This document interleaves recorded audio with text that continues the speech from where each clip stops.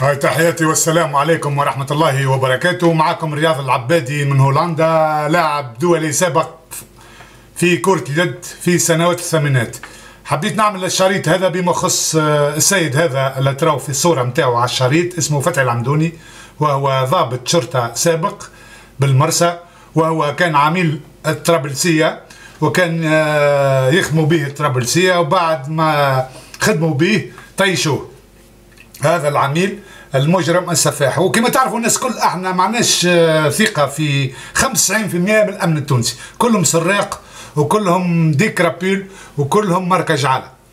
وهذا فتحي العمدوني واحد منهم، واحد منافق ويخمم كان في مصلحته. il pense seulement à ses fins personnelles. هذا فتحي العمدوني منافق، وهو تجمعي فاسد هامل كلوشار مجرم منحرف سارق كذاب بلعوت ويعبد الفلوس. يقول توا وهو يتطاول على أسياده ويقول للإسلاميين بقعتهم الحبوسات.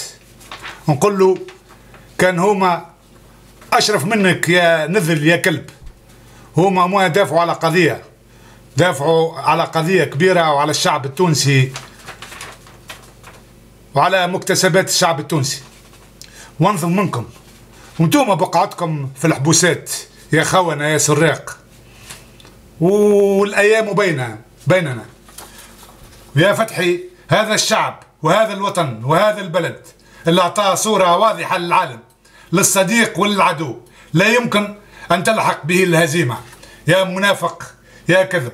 وخليكم تسمعوه شوية هذا المنافق العميل الكلب اللي يعمل في الثورة المضادة، هو وذاكرة بالوفاء والمدون مالك سبيس وجلال البريك ومحمد علي بن عرفة وغيرهم مرتزقة بن علي. رويك وتعمل في باش تعطي 3 ايام معناتها للشعب التونسي، جاك يضرب الشعب التونسي باش تعطيه 3 ايام، فهمني؟ لكن اللي ما يحشمش ما يحشمش، فهمني؟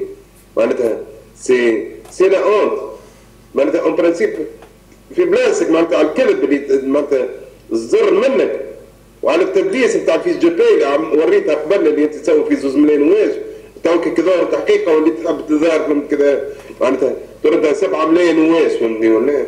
فهمتني؟ لا حول ولا قوة الا بالله. انتوما معناتها باش تعملوا الدستور نتاع تونس الغالية، فهمتني؟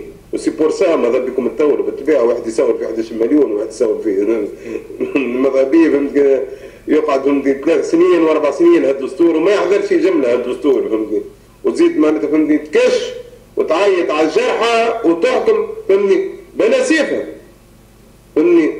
يا توانسة هذوما النهضة هذوما طلعوا معناتها على حقيقتهم ناس منافقين جايين يبيعونا في بلادنا، ناس جويعة وناس يكرهوا الشعب التونسي وعمرهم وحياتهم كاملة ما ناضلوا على الشعب التونسي.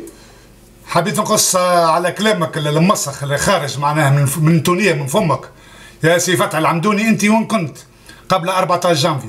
هل نضلت انت ما نضلتش؟ عندك قضية، انت هربت من الطرابلسية خاطر المرتشي كيفهم.